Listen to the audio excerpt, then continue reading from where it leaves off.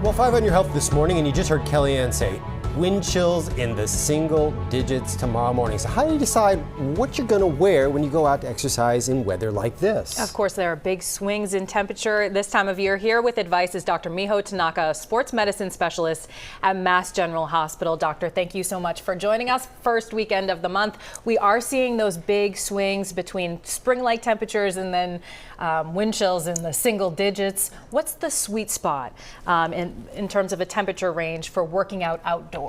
Yeah, well, there actually is some scientific data on this, and they've reported that the ideal temperature is somewhere in the mid-40s to mid-50s. So that actually probably sounds a little cold for most people, but the science behind it is that for every increase in temperature after that, your perceived exertion is higher. And so if you look at the data with marathon runners, the times are higher to completion, the dropout rates are higher as it gets warmer. And then of course, when it's cooler than that, then you're spending more energy trying to stay warm.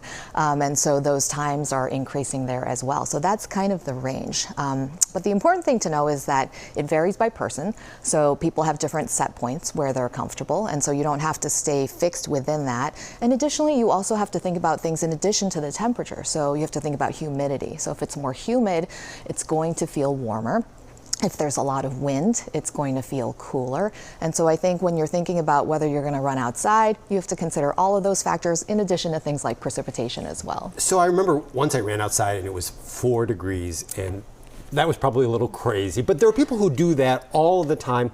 What do you wear when you go out to run in conditions like that? Yeah, so you want to layer and make sure that you can adjust as you need to. You want to wear things that are moisture wicking. So things like cotton tend to absorb moisture, and when you have moisture, that's when you tend to get colder. And so you want to make sure that you have something that's light, that doesn't soak up sweat, that you can take off when you need to. And of course, you want to cover the areas that are at risk of frostbite, so your ears, your nose, your lips, your fingers, so that you can be prepared for that. Can you wear like too much on one part of your body and like leave your head exposed and get frostbite, even though you might be sweating on the rest of your body? Yeah, absolutely. Frostbite, has to do with the temperature at that spot. So you could be warm and still have, your fingers exposed or your nose exposed. In general, of course, if you're having good circulation and you're getting a good workout, you are getting better circulation to those parts. But still, if you're in really cold temperatures like what you're describing, there's still that risk. So you have to be careful. Sometimes if you do too much too soon, you get bad cramping. Do you have a quick fix for that? Yeah. So there's no such thing, unfortunately, as a quick fix for cramping. In general, you want to stop the activity that you're doing. So people who say running through the cramps, generally not a great idea. What happens with cramping is that the muscle fibers are contracting. So you want to try to elongate that by stretching, trying to massage that by loosening it up will help as well. And then often one of the causes is dehydration. And so you want to hydrate, drink some Gatorade, some water, things like that. But I would say that more than the quick fix, it's really more important to be prepared. So you want to make sure that you're well hydrated before you go out on that run.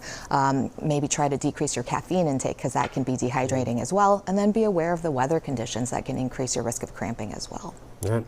A lot to watch out for, especially this time of year when the temperature can be anything in the month of March. Dr. Miho Tanaka, thanks for coming in and giving us this advice this morning. Thank you so much.